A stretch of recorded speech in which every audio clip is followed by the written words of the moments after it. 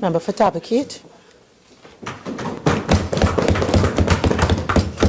Madam Speaker, thank you very much. My colleagues have a bet they have placed that on this side as to how long am I going to be able to speak without running afoul of the rules.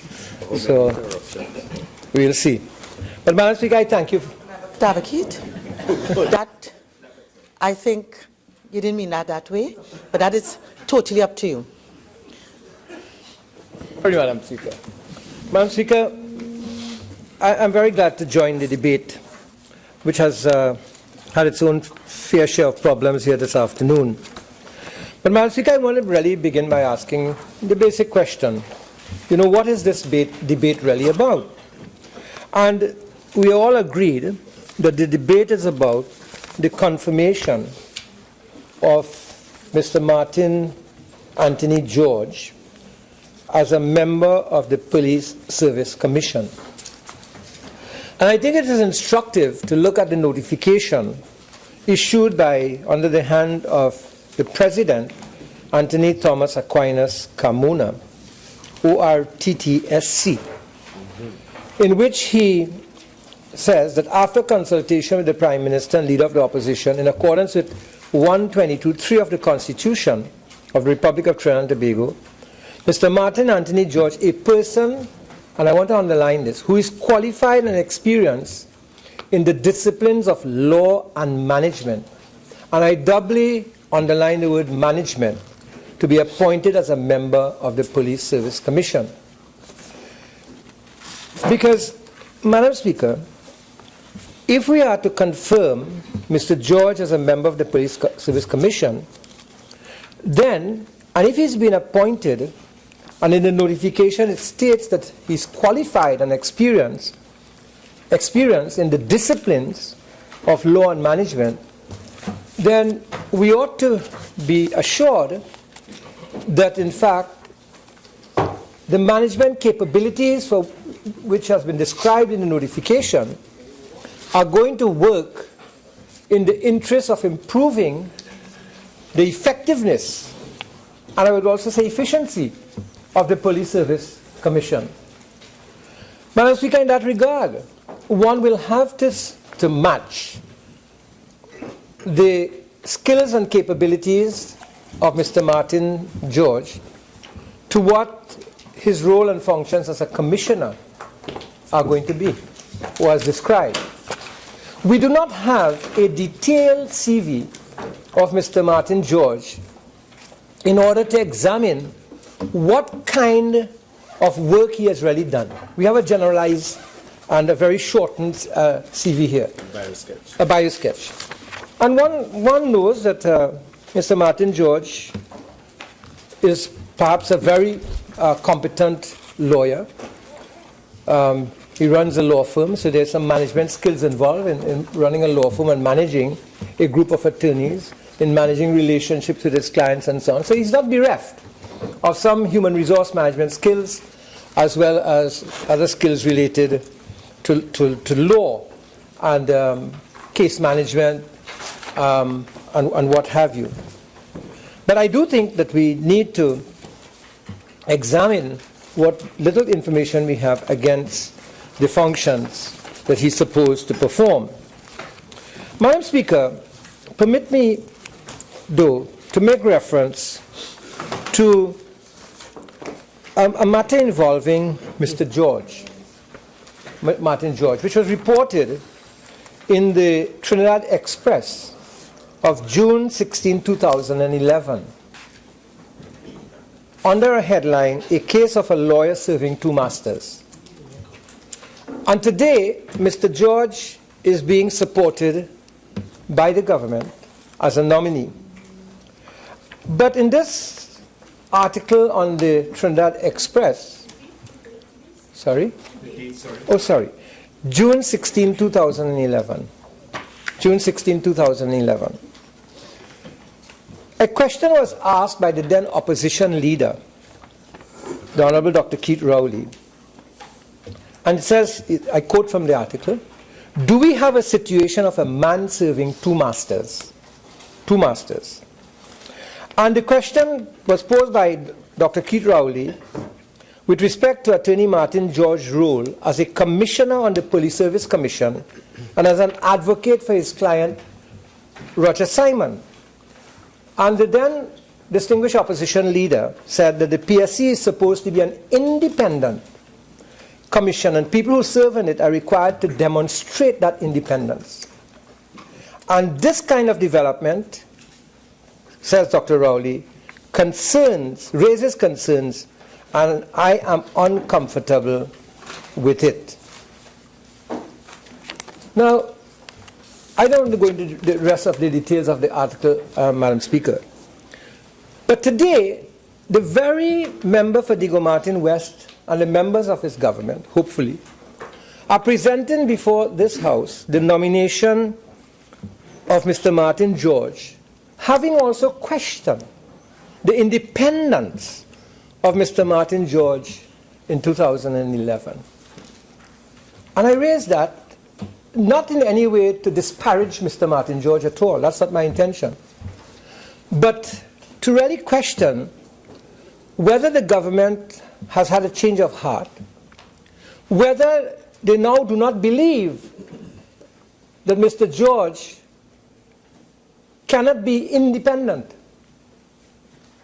and whether they are saying now that this opinion which the member for Diego Martin West had about Mr. George is now irrelevant, and they are convinced that Mr. Martin George is an adequate, competent, and will be an independent commissioner on the commission. And I think it's important that I raise that. It's very important that I raise that, because all the members on that side, seem to have full faith and confidence in Mr. Martin George. Madam Speaker, the effectiveness, the competent expression of the potential of the police service is affected by several factors.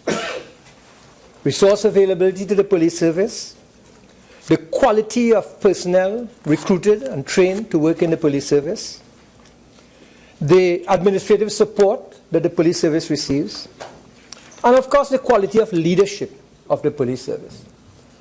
And Madam Speaker, one of the important aspects of the functions of the Police Service Commission, as elucidated in section 123(1) of the Constitution, is to appoint persons to hold or act in the office of Commissioner and Deputy Commissioner of Police.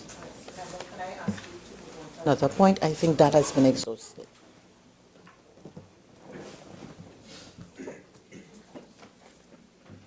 Okay. The point I'm making, Madam Speaker, is that one expects that in the appointment of members of the Police Service Commission, that those entrusted with the task, first, of examining the person to be appointed or persons to be appointed, would have done a careful analysis of the potential of such individuals through their supposed training and experience to positively impact through the decisions they make on the performance of the police service. They will have to do so. And one has to ask the question, Mr. Martin George, who has served on several occasions as a member of the Police Service Commission and has transcended, as it were, administrations, to what extent has his judgments in the appointment of police commissioners resulted in an improvement in the performance of the police service, given that they are entrusted with picking right leadership for the police service? Madam Speaker, you see, the Police Service Commission and the members of the Commission, they have a very important task to do, and they cannot exonerate themselves from any responsibility in terms of the contribution they make or do not make to the performance of the police service. And yes? Sorry to interrupt you. As I've said, I've allowed you some leeway. I think that point has been made clearly by speakers before you, and I'm going to ask you to to proceed to another point. We are not here debating the Police Service Commission. Please continue.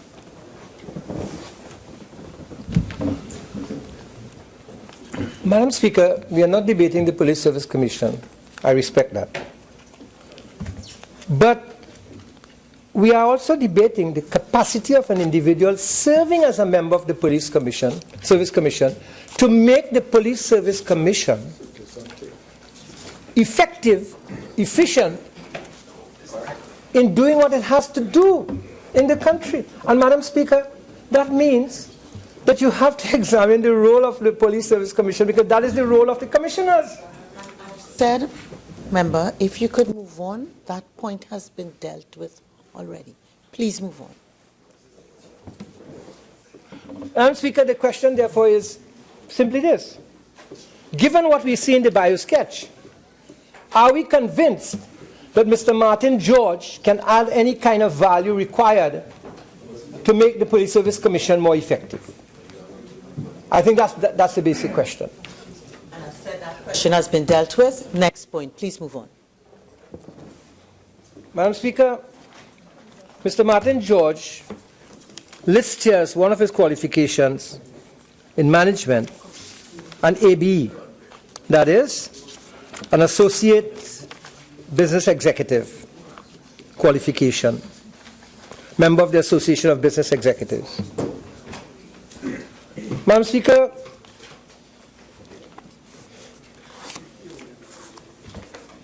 a qualification in management does not make one a manager.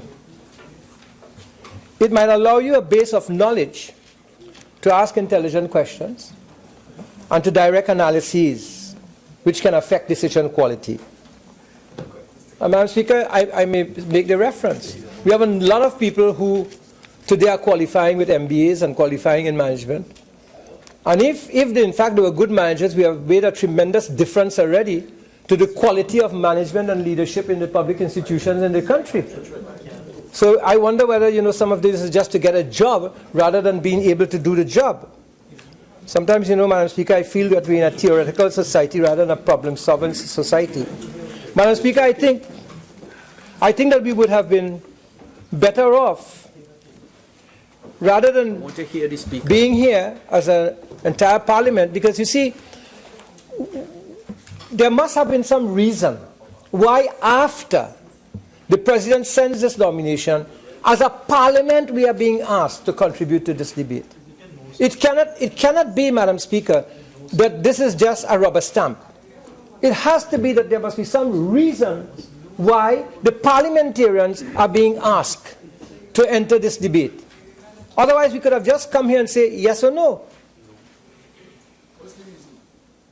The reason is that someone in their wisdom felt that the parliamentarians would have a point of view that could influence a yes or no. A yes or no. Madam Speaker, if it's one recommendation I would like to make, it's about process in this matter. And the recommendation is perhaps that what you should have is not that this matter coming before the parliament like this, but you should have a committee being set up in which a more detailed examination of the capacity of the candidate could be done, so that the candidate can be asked specific questions as to how he or she would deal with certain matters if it's presented to them in the context of the job that they're being asked to do. And I think that was alluded to by my colleague, the member for Arouca East, in his contribution. And that is one recommendation I think that should not be thrown out of the window, but should be looked at into the future. Madam Speaker, I don't think that I have any problem with Mr. Martin George in terms of his capacity and so on. But I do have to ask the question, if after he has sat on the Police Service Commission for so many years, and the Police Service Commission still seems not to be able to be as efficient or as effective as the public perceives it should be, with the kinds of delays that are taking place, what is the reason for that? What is the reason for that? And Madam Speaker, I don't want to go into it because you'll stop me. But the Police Service Commission,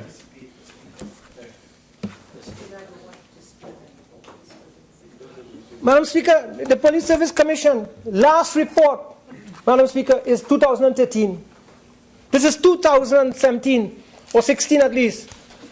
They're 3 years behind, even in terms of presenting their reports. And when you examine all the reports, Madam Speaker, and you examine what is the content of these reports, you will see that the commissioners are complaining of the same thing year after year. Year after year. But they have been unable to correct some of the deficiencies even within the commission. So if you are sitting as a commissioner and you're unable to affect some of the matters that are there in the commission, then I want to know how effective you are being dealing with the matters that really come before you. Madam Speaker, how can you be an effective commissioner if you report that your work performance and productivity, and I quote from the document, 2013 report, page 15, that the Police Service Commission continued to face bureaucratic challenges to have its secretariat properly staffed, resulting in protracted achievements of some of its objectives. The commissioners are the managers of the system. Madam Speaker, Standing Order 55-1B for your kind consideration.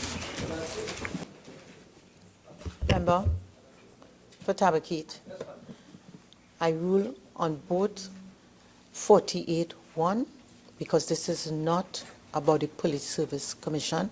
I've said that repeatedly. I want you to move on and speak about the particular nominee and the appointment that's before us. Madam Speaker, I, like my colleague from Carney Central, find it very difficult to continue amid such oppressive circumstances, and therefore I thank you. Member, again, as I've said, I understand the emotion that people have invested in this debate, and therefore I really don't think that you meant your statement in the way it may have come across. Okay? So that I am certain that if you reflect upon it, you may wish to withdraw that statement. I withdraw it, but you know, if I understand, Member. Yeah. Leader of the House. Leader of the House. Thank you very kindly, Madam Speaker. Madam Speaker,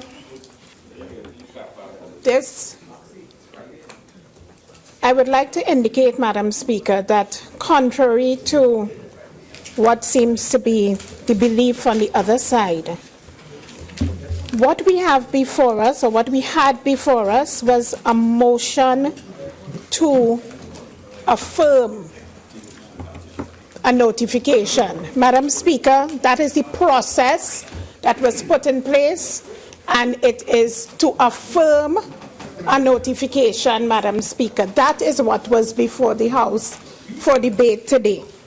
And Madam Speaker, despite the fact that our colleagues on the other side tried to widen the debate, Madam Speaker, one of the reasons, Madam Speaker, why the standing orders were made. Members, the murmur is disturbing my attention. Leader, could you please continue? Madam Speaker,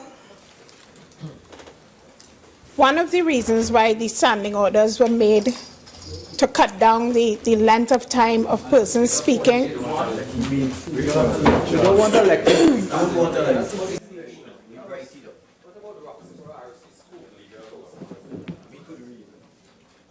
Leader, could you please proceed? I think you're winding up, and therefore please limit your contribution to what is before us. Madam Speaker, the objective of a notification is to do exactly that.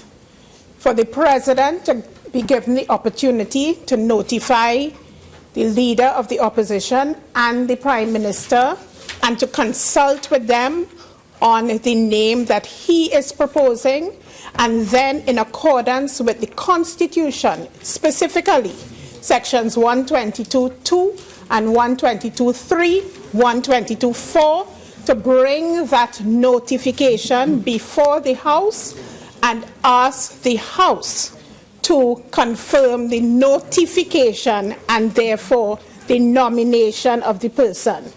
Madam Speaker, it is passing strange that those who sit opposite us at this time in 2010 and 2013 supported the person, the nomination that is before the House at this time, and now are standing to question the nominee. This is the third time that 48, Madam Speaker, 48. One, we are not dealing with earlier parliaments. He's being smart. Member, please continue. Again, just let's confine ourselves to what is before us. You're winding up, and please make effective use of the time. Thank you very much, Madam Speaker. Madam Speaker, the member for Tabaquite indicated that on June 16, 2011, the same nominee was questioned by the then leader of the opposition. And they, after that period, Madam Speaker, in 2013, and the member for Tabaquite tried to allude to the issue of whether this nominee was suitable. And after that time, Madam Speaker, in 2013, those on the other side upheld the nomination after the notification was brought to the Parliament, Madam Speaker. So it is strange that they are now questioning the suitability. It is strange that they are now questioning the suitability of the current nominee. Madam Speaker, the question was asked about those of us on this side being nervous throughout this debate. Madam Speaker, there was no... That was not Member, please continue. Madam Speaker, there was no question of anybody on this side being nervous. In fact, Madam Speaker, all we were attempting to do was to adhere to the standing orders and encourage those on the other side to do the same. Madam Speaker, appointees in these circumstances are brought in accordance with the Constitution. And Madam Speaker, we on this side, I repeat, support the notification and the nomination of Mr. Martin Anthony George. And Madam Speaker, I beg to move. Honourable members, the question is, be it resolved that the notification of the nomination of Mr. Martin Anthony George be approved. All in favour say aye. Aye. Any against? The ayes have it. Leader of the House. No, I didn't. You all said that. You did not. Madam Speaker, I beg to... You're raising a standing order? I haven't recognized anyone but the Leader of the House. I hope gastric surgery not affecting you. Madam Speaker, I beg to move that this House do now adjourn.